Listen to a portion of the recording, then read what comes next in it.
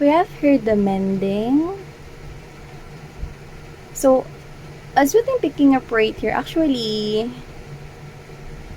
I'm really not sure if this is your energy. So, let's just say na there is an energy here of someone na mending with this kind of meaning na gustong ayusin ng isang bagay na parang nasira or isang sitwasyon na magulo. So, meron ditong energy na gusto rito ng mag-ayos or pakikipag-ayos. Okay? But, yeah, I don't know if actually, I'm really not sure if that's you. Let's keep moving to get more clarity into the situation here. Yeah.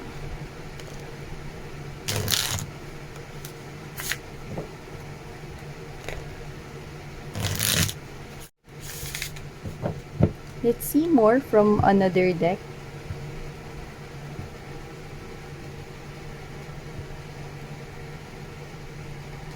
We'll be using this.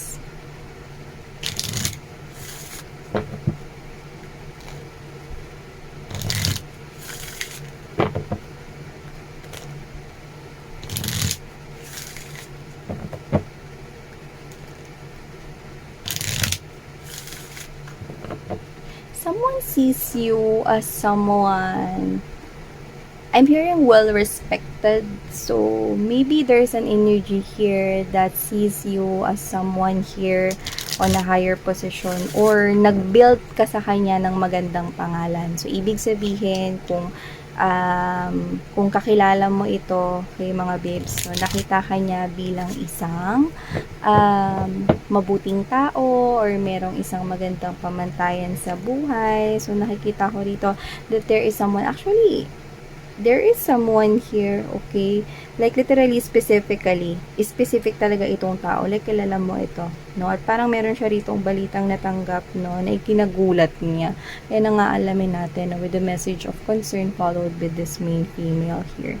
So, doesn't have to be na female lang yan. Ibig sabihin ng main, there is a specific person here, okay? Who could be wanting na magkaayos or pakikipag-ayos, okay? At parang ikinagulat niya itong bagay na to, no? So, let's get more information about this to have a clearer view of the situation.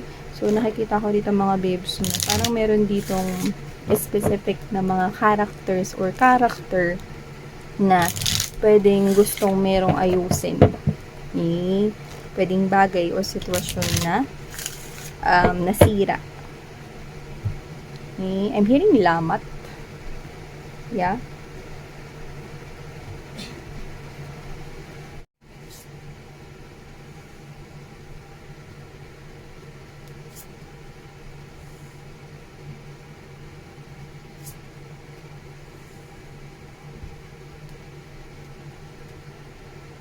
Oh. Okay.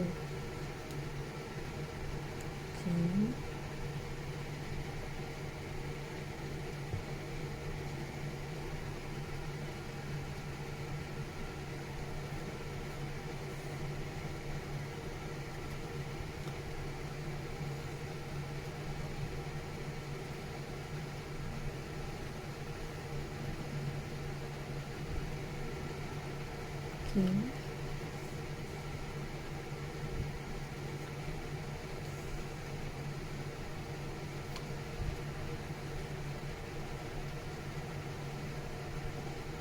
I'm hearing pag-aaway, no? Parang may nag-aaway dito, no? Parang ano, ang tawag nito, bangayan, and there's this kind of isa lang yung nagsasalita. So, isa lang yung mas dominant rito, okay?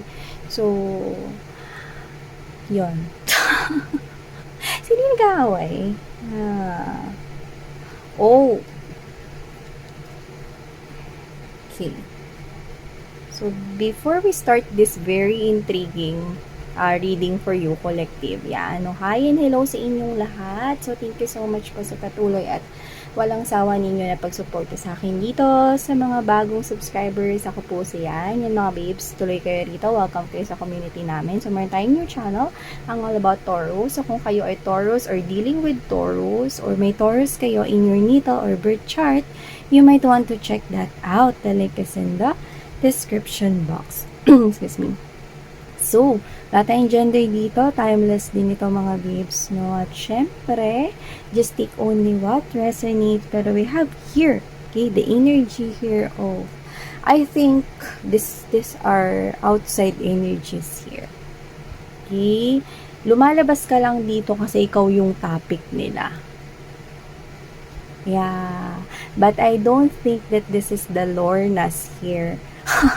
Para sa mga bagong subscribers, yun po yung tawag namin, no? Sa mga makabagong marites dito sa channel lang naman na to. Yan, no? Hindi ito mga lore na mga babe, no? Or mga marites dito.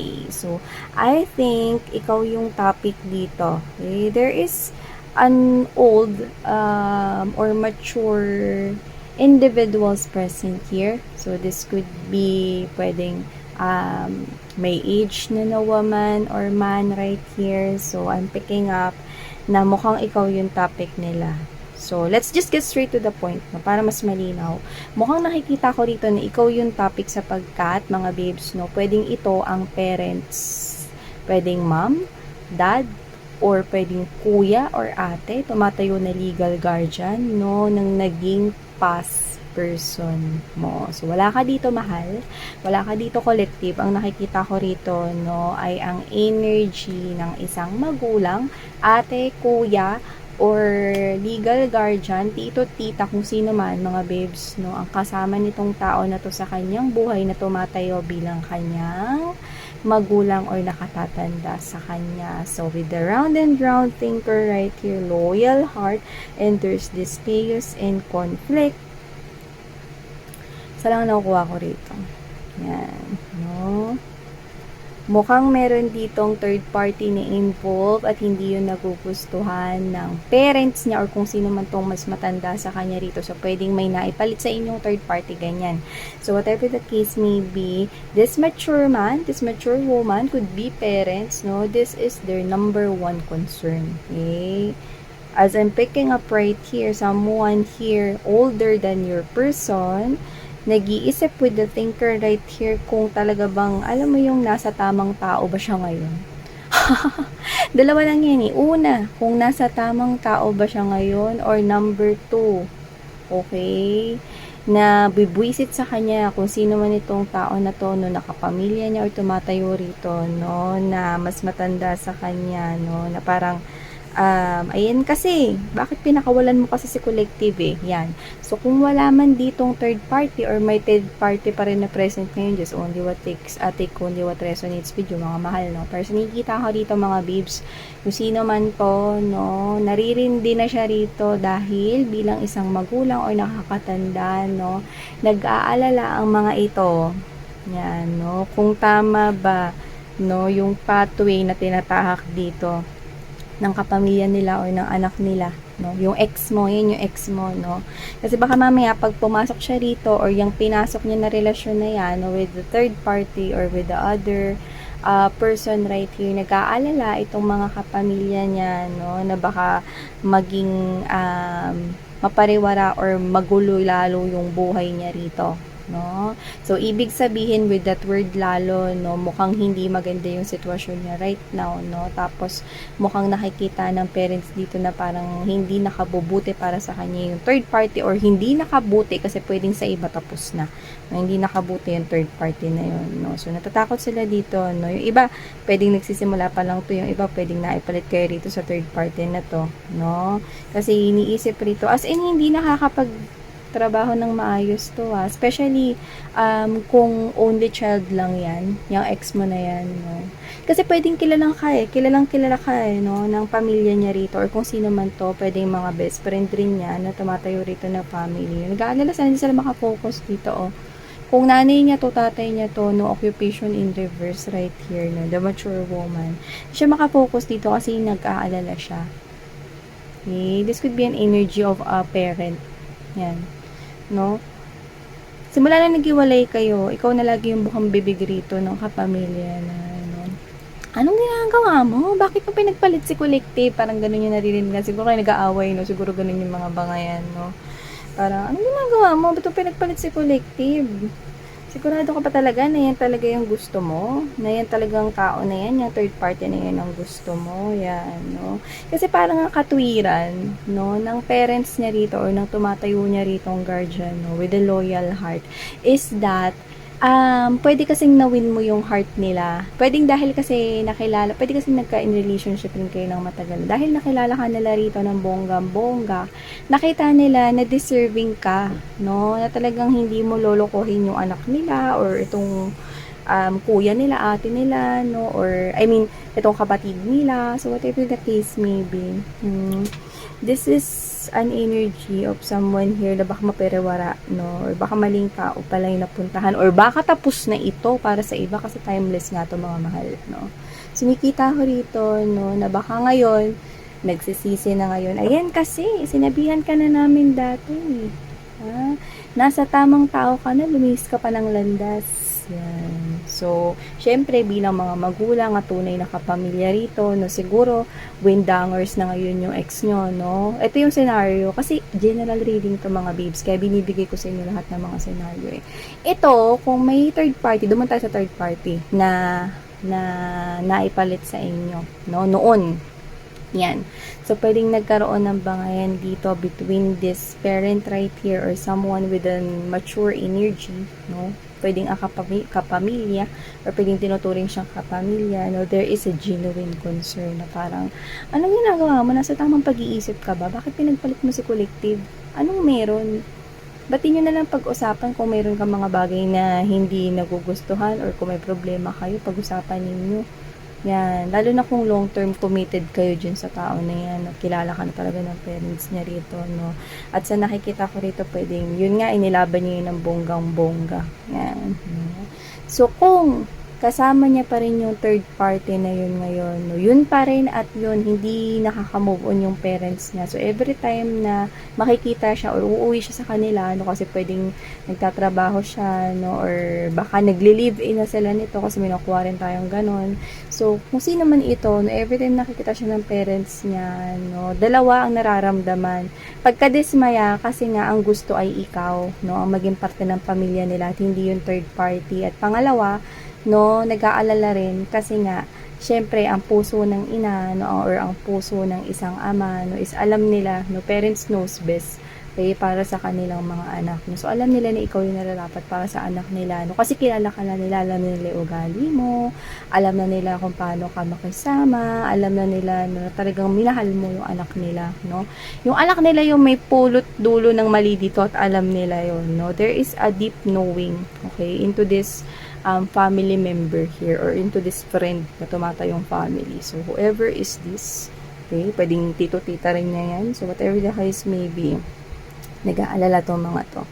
Okay, doon naman tayo sa third party na wala na ngayon sa buhay ng mga ex ninyo, no? So, wala na sila sa buhay ng ex ninyo, no? Ngayon, nakikita ng parents niya na to, no? Na para siya ritong tolero. Yan, no? Narinig natin yun, no? Yung kanta ng tolero, kaya ako nasabi yun, no? Tuliro. Alam mo yan, si Bakman Tanon yung narinig ko eh, dun banda. So, whatever the case may be, no, tuliro siya, no, pwedeng windang siya ngayon, no, na pwedeng maling tao ngayon, no, maaring hinuthutan lang siya, or niloko siya rito, no, or may benefits na nakuha sa kanya, or pwedeng ipinagpalit kasi may pagka-vain, no, at parang medyo materialistic itong tao na to, no? So baka kaya rin lumalabas dito na may poverty, no, siguro maluho rin yung tao na yun, no, ganda lang yung meron siya, mga babes, no, or gwapo lang yung meron siya. Okay, or baliktarin nyo na lang, no, baka yung person ninyo yung may itsura, no, tapos ngayon medyo nagkaka-wrinkles na yung person ninyo kasi hindi lang alam kung saan kukuha ng pambili sa mga luho niya, no, iniwanan niya na or iniwan niya. So, whatever the case may be, mukhang magulo ngayon yung buhay at nag-aalala itong kapamilya niya rito. Yeah, no, yun nga, kasi diba? Kaya nga tayo pinapagalitan ng mga magulang natin kasi para may tama yung mga mali natin. Diba? Tapos, eto, Nakaka-naririndi na siya, no? Pero alam niya kasalanan niya. No? Yung nakukuha ko rito, eh, parang, oh, ano, ganyan yung buhay mo. Kasi nagloko ka. May asawa ka na nga, di ba? Or meron ka ng, ano eh, may nagmamahal naman sa'yo eh. Mabuti naman yung tao. Yung maganda yung trabaho niya. Yan, no? So, yan. Alam ng past person mo rito, no? Nakasalanan niya ang lahat ng to, no? Naakala niya na yung pathway na pinasok niya dyan, no? Is napakagandang pathway. Yun pala, palubog siya, no? So, nakita tayo rito ng awayan, no? At ikaw ang topic nila. Actually, hindi natin nakikita dito. So, mukhang ano ka na rin, no? Nag-close book ka na rin, no? Sa mga ito. Alam mo, nakakita ko dito ng mensahe, no? I think it's a text message, if I'm not mistaken. Or for others, syempre, this is general reading. Baka sa messenger, ito sinend sa inyo, or baka kumontak in short, or nag-reach out na tong kapamilya niya na to sa inyo, no? Asking you na makipag-usap ka ulit, no? Sa kanya. Hindi ka, bilang may respeto ka rito sa side ng pamilya niya, no, or dito, nakikita kitang nag-reply or magre-reply kasi general reading to mga babes, sasagot ka kasi with respect, no, na parang, ay, tita, pasensya na po kayo, pero kasi tapos na po talaga ako sa anak ninyo, eh. Alam naman po natin na ang nangyari is nangyari na, yan. Tinanggap ko na po yun, no? Nagkasala po siya sa akin, yun. Pero pasensya na po kayo, pero hindi na po ko makikipag-usap sa kanya ulit. Yan, no? So parang tinuldukan mo na in a nice way, no? Naging mabuti po kayo sa akin, alam ko po yun, tinuring ko po kayo na parang pangalawa ko na nanay or pangalawa ko na tatay, kung father niya naman to kausap ninyo, no? Or kung kuya niya, no? Or ate niya. Pero whatever the case may be, I can see you here, no? Na nag-aalala ito kasi parang para sa kanya, mga babes, nakakita na siya ng tao na pag-iiwanan niya, pagbibilinan niya rito eh, no? ng ng anak niya or ng kapatid niya, no? At nakita niya yun sa katauhan ninyo eh, kaso nagloko yung mokong, di ba? Ngayon, parang nag-aalala siya, no? Para dun sa mga susunod na makakain relationship nitong person mo or para dun sa kain relationship niya ngayon kung sila pa yung third party, 'di ba?